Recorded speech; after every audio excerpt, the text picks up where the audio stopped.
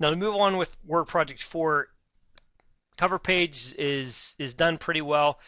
One thing I didn't really do is I didn't mess around too much with the spacing before and after.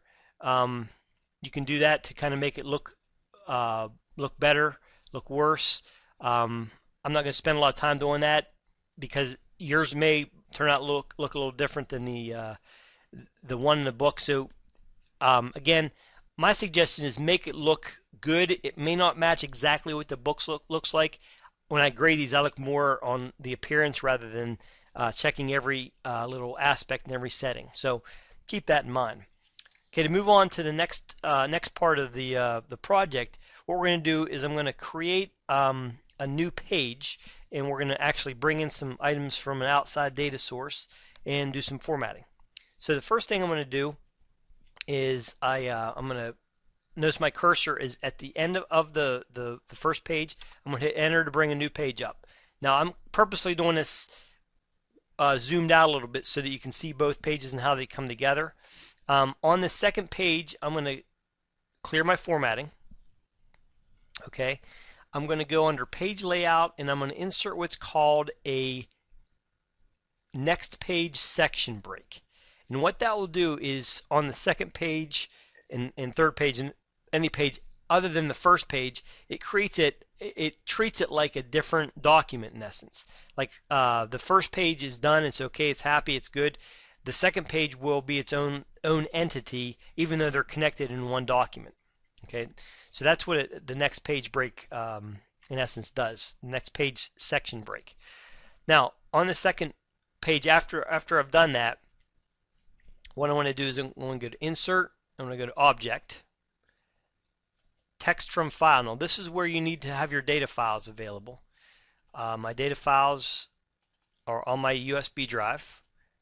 I'm in Chapter 4, and I'm going to import the Paw Ridge draft. And notice what it did. It brought in some text here, a couple tables down here, which we'll work on throughout the rest of the project.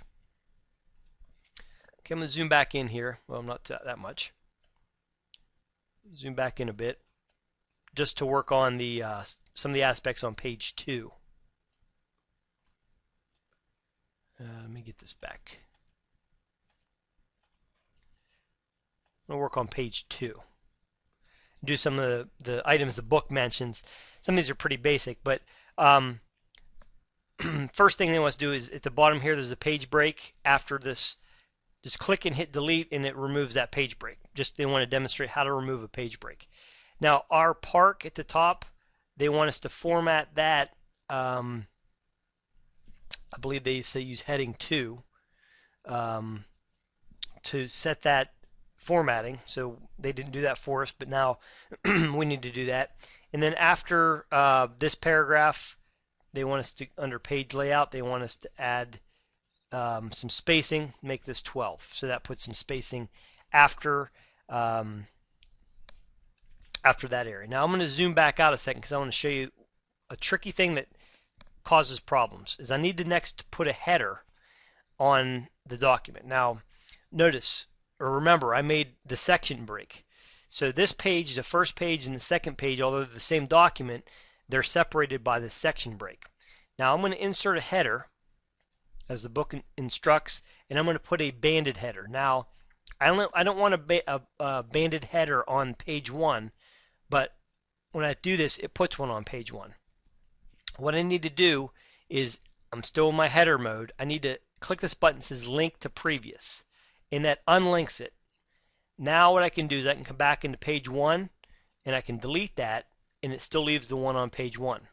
Sorry, on page 2 and on page 3. And again, the reason for that is because I used a section break. And notice here, I'm in the header. It actually tells me this is header section 1, this is header section 2. On the second and third pages and subsequent pages, if there are any, I'm going to add the text to this header, which, let me find it here real quick. Oh, it says Paw Ridge State Park.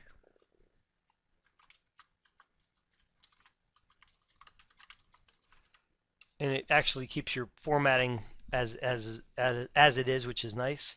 Now I can actually come up here, and I'm going to switch right now and go to the footer by hitting the Go to Footer button. The footer again is at the bottom, and all they want us to do for the footer is they want us to do page number. So I'm on the footer. I'm going to go to footer. I'm going to do a banded footer. Now it's going to do the same thing. It's going to put one on each page. I got to unlink this to the previous again. I'm going to delete the one off here, and it keeps this down here. Now we do want this to start at page 1. So let me zoom in. It's on page 2 now.